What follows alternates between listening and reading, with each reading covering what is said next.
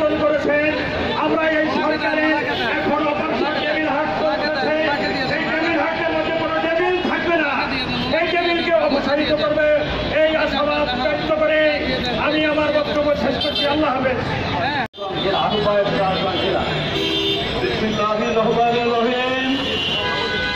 আজ আমরা এখানে সমবেত হয়েছি আমাদের 24-5 জুলাই স্বৈরাচার পতন হওয়ার পরেও দেখা লক্ষ্য করছি এখানে মানসিক ডিজি নাইমের পরিচালক সব সরকারের ফ্যাসিস্টরা বসে আছে।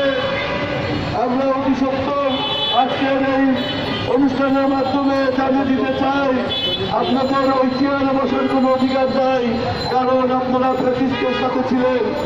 পাশাপাশি বর্তমান দ্রব্যমূল্যের যে ঊর্ধ্বগতি, শিক্ষকদের চলার মতো অবস্থা নেই, তাই অতি সত্ত্বর শিক্ষকদের মহার্ঘ ভাতা দেওয়ার জন্য আহ্বান জানাচ্ছি। পাশাপাশি আগামী 13 তারিখ রোজারিদের পূর্বে শিক্ষকদের পূর্ণাঙ্গ উৎসব ভাতা ঘোষণা করে আহ্বান জানিয়ে আমি আমার সংক্ষিপ্ত বক্তব্য এখানে শেষ করছি। খোদা হাফেজ। বাংলাদেশ জিন্দাবাদ।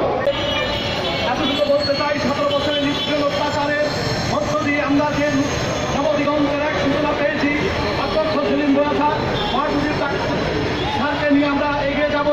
এবং আমি একটি দাবি এখানে রেখে যেতে চাচ্ছি।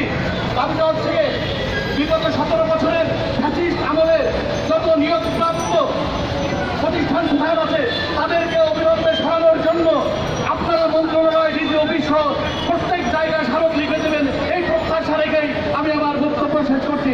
আল্লাহ হাফেজ। আমরা এখানে যে উদ্দেশ্যে দাঁড়িয়েছি এখন সবই স্পষ্ট। বাংলাদেশ শত্রুমুক্ত হয়েছে, বাংলাদেশ ফ্যাসিস্ট মুক্ত হয়েছে। তারপরেও আমরা কেন শিক্ষকরা বারবার নির্যাতিত হচ্ছি, শিক্ষকরা কেন বৈষম্যের শিকার হচ্ছি? আজকে দেখেন উৎসব ভাতা 25%, এই যুগে এই সময়ে মেনে নেওয়া যায় না।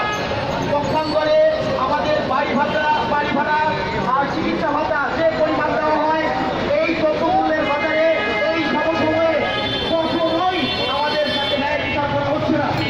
সম্মানিত শিক্ষক মহোদয়ের পক্ষ থেকে, এই বৈঠকের পক্ষ থেকে, এই সমাবেশের পক্ষ থেকে আমি শিক্ষা উপদেষ্টা মহোদয়কে জানাতে চাই, দৃষ্টি আকর্ষণ করতে চাই যে আপনি আমাদের দিকে তাকান এবং শিক্ষকদেরকে বাঁচান। এবং শিক্ষক বাঁচলে শিক্ষা বাঁচবে, শিক্ষা বাঁচলে দেশ বাঁচবে।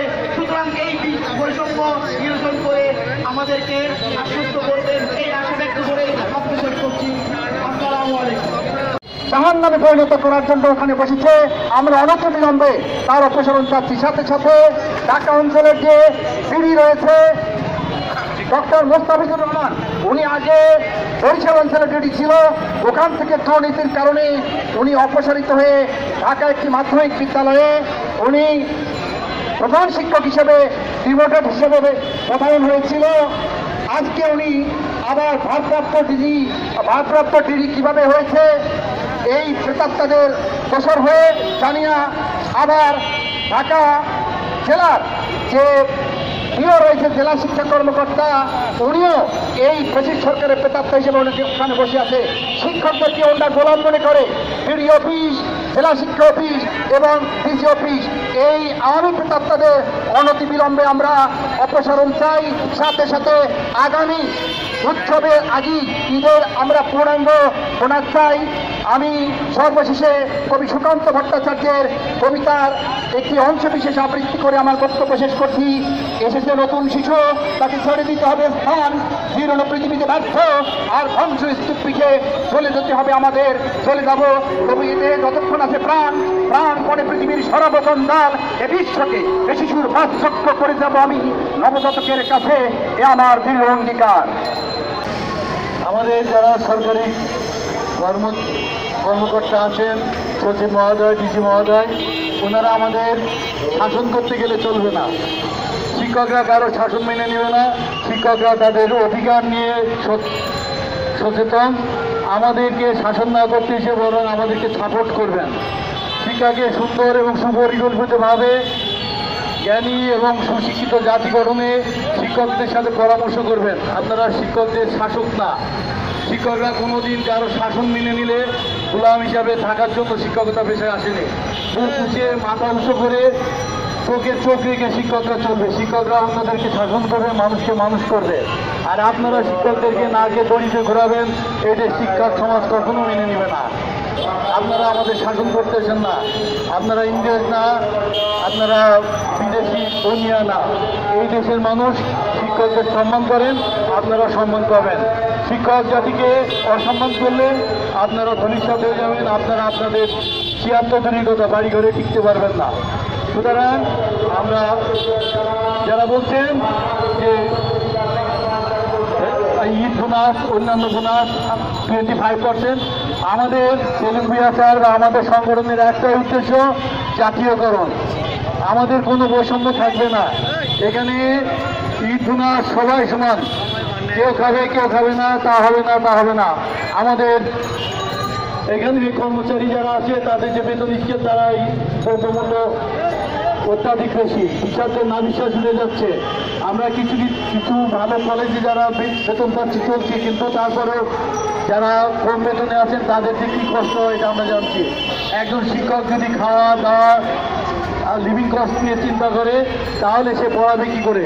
সুতরাং সারা ওয়ার্ল্ডের ভিতরে মনে হয় বাংলাদেশে একমাত্র কম শ্রমে মজুর হিসেবে খাটাচ্ছে এই শিক্ষকদের। সুতরাং আমাদের আর বৈষম্য করলে চলবে না। যারা আমাদের শাসন করবেন তাদেরকে আমরা জবাব দেবো, টেনে এসে নামাবো ইনশাল্লাহ।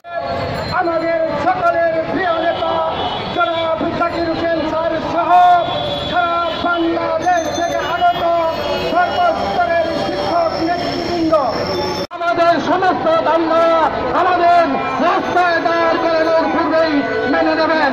কিন্তু দুর্ভাগ্য, আমাদের প্রান্তীয় নেতা শহীদ রাষ্ট্রপতি জিয়াউর রহমান সাহেব যেইভাবে সর্বপ্রথম বাংলাদেশের শিক্ষক সমাজকে এমপিভুক্ত করে চিরদিনের জন্য বড় অমর হয়ে আছেন।